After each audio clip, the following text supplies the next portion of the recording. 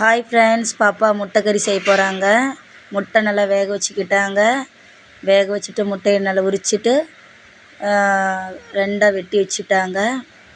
பாதி பாதியாக அதை வெட்டி வச்சுட்டு கல்லில் போட்டுட்டு மிளகாத்தூள், மஞ்சத்தூள், அதுக்கப்புறம் கறி மசால் தூள் போட்டுட்டு நல்லா பொரிச்சு எடுத்துருவாங்க. பொரிச்சு எடுத்துட்டு அதுக்கப்புறம் ஒரு பாத்திரத்தில் ஆயில் ஊற்றிட்டு கடுகு போட்டுக்குவாங்க. பாப்பா எனக்கு ரொம்ப ஹெல்ப்ஃபுல்லாக இருக்கும். ஸ்கூல் முடிஞ்சு வந்த உடனே எண்ணெய் இருக்குது இல்லைன்ட்டு பார்த்துட்டு எல்லா வேலையும் க்ளீனாக பாத்திரம் விளக்கறதுலேருந்து எல்லாம் முடிச்சு வச்சிரும். நான் வேலைக்கு போயிட்டு நைட்டு ஒரு 7, 7:30க்கு தான் வருவேன்.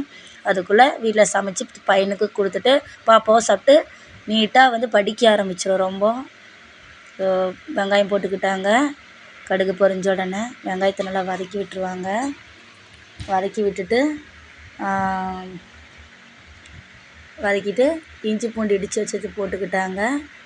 போட்டுட்டு நல்லா வதக்கி விட்டுருவாங்க. பாப்பா எந்த ஒரு விதத்துலேயும் அது தொந்தரவு பண்ணாது. அதோட ஃபோர்ஸ் பண்ணி நான் எந்த வேலையும் வாங்க மாட்டேன்.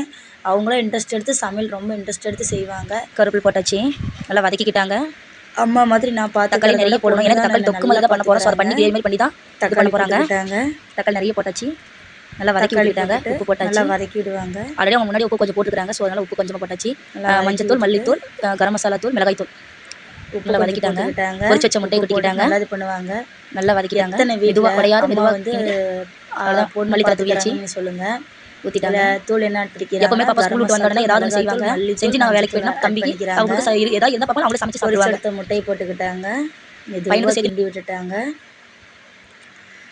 ஒரு சில வீட்டில் எனக்கு வேலை நான் செய்ய மாட்டேன் அப்படிம்பாங்க. ஆனால் நிறைய வீட்டில் குழந்தைங்க ஹெல்ப் பண்ணுறாங்க.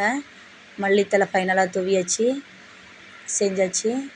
இது பாப்பா நல்லா செய்வாங்க, டேஸ்ட்டாக இருக்கும். நீங்கள் வீட்டில் ட்ரை பண்ணி பாருங்கள். சாப்பிட்றதுக்கு பையனுக்கும் கொடுத்துட்டு அவங்களும் சாப்பிட்ருவாங்க.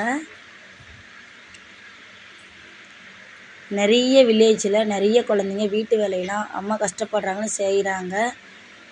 ஒரு சில குழந்தைகள் செய்வாங்க. சரி, அவங்கள கொஞ்சம் பீஸ்ஃபுல்லாக வளர்த்துனதுனால இது பண்ணுவாங்க. ஆனால் மேக்ஸிமம் நிறைய குழந்தைங்க வீட்டு வேலை செய்கிறாங்க. உங்கள் வீட்டில் யார்